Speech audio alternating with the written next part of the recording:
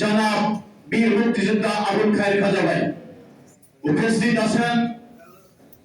জাতীয়তাবাদী শ্রমিক দলের ঢাকা মহানগর দক্ষিণের সংগ্রামী আহ্বায়ক আমাদের প্রিয় নেতা, যার নেতৃত্বে আন্দোলন সংগ্রামে ঝাঁপিয়ে পড়েছি। প্রত্যেকটা ব্রিগেডিং যুগপৎ আন্দোলন, জুলাই আন্দোলনে সাড়া দিয়েছি।